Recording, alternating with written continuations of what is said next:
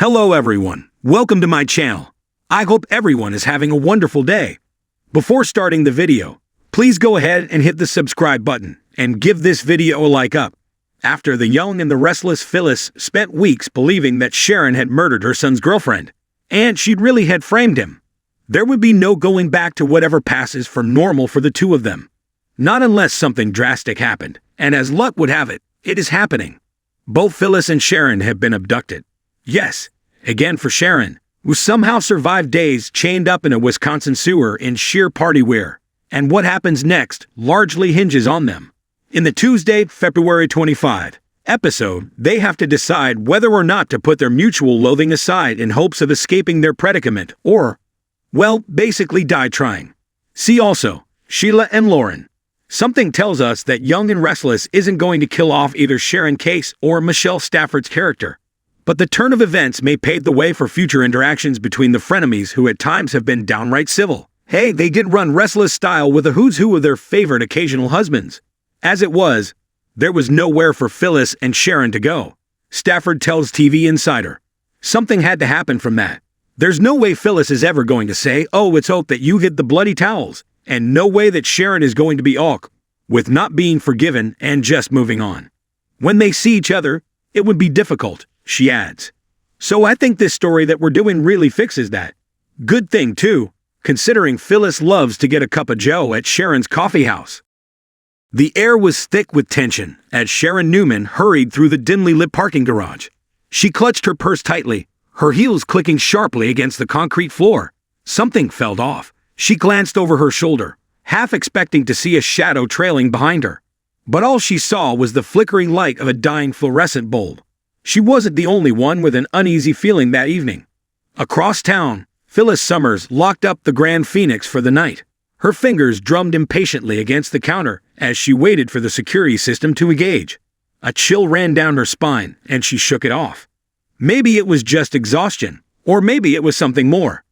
Neither woman realized the danger creeping up on them. Sharon barely had time to react before a gloved hand clamped over her mouth.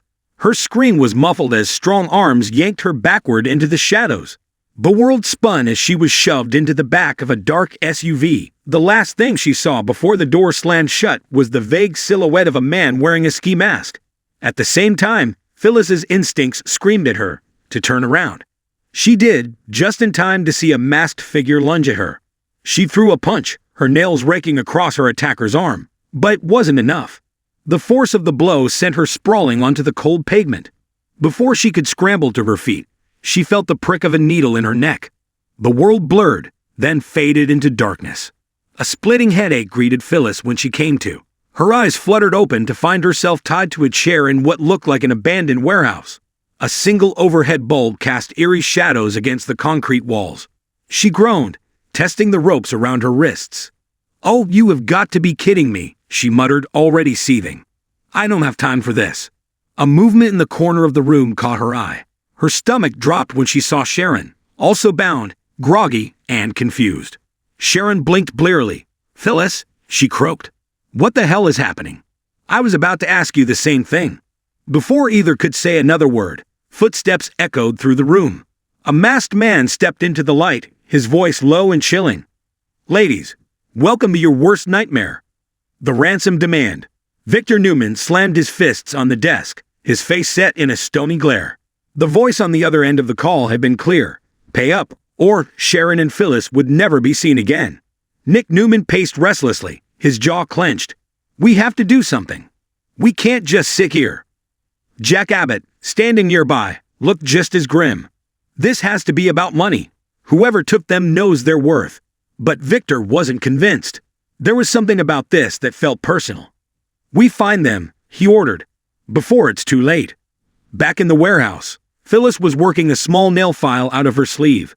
Her captors had underestimated her, as most people did. She flashed Sharon a sly grin. "They think they can keep us here," she whispered. "They don't know who they're dealing with." Sharon, still shaking off the lingering effects of whatever drug they had used on her, took a deep breath. "Tell me you have a plan." Phyllis gestured toward the door with a flick of her head. "There's always a way out." Minutes later, the rope slipped from Phyllis's wrists. She wasted no time freeing Sharon. The moment her hands were loose, Sharon rubbed her sore wrists and gave Phyllis a nod. It was go time. They crept toward the door, but just as Phyllis reached for the handle, it swung open violently. One of the masked men stepped inside and froze at the sight of two women standing, unbound. Phyllis didn't hesitate. She grabbed the only thing within reach, a rusty metal pipe, and swung with all her strength. The man staggered backward, groaning. Sharon followed up with a kick, sending him crashing to the floor. "Run!" Phyllis shouted. They darted down the hallway, their adrenaline pumping. Outside, the night was cold and unforgiving, but freedom was within reach. They just had to make it to the road. Tires screeched in the distance as headlights cut through the darkness. A black SUV sped toward them, and for a horrifying second, Sharon thought it was their kidnappers. But then she saw Nick jump out, his eyes wild with relief. Sharon. Jack was right behind him, his expression mirroring Nick's as he rushed toward Phyllis. "Are you okay?" Before either woman could answer, gunfire rang out. The kidnappers weren't giving up without a fight. Victor Newman stepped out from the passenger seat, his own gun drawn. "Not today," he muttered before taking a well-aimed shot, forcing the attackers to retreat. With sirens wailing in the distance, the kidnappers realized their time was up. They vanished into the night, leaving Sharon and Phyllis shaken but safe. Wrapped in a blanket, Sharon sat beside Nick, her fingers entwined with his. "I thought I wouldn't make it," she admitted softly. Nick kissed her forehead. "You're stronger than you think." Phyllis, meanwhile, sat with Jack, her usual bravado slightly dimmed. "You know, I might take a few days off," she said, managing a smirk. "Being kidnapped really messes up my schedule." Jack chuckled, squeezing her hand. "You did good, Phyllis." Across the room, Victor made a phone call. "Find them," he ordered his private investigator, "and make sure they regret ever crossing me." The battle wasn't over, but for now, Sharon and Phyllis were home, safe and ready for whatever came next.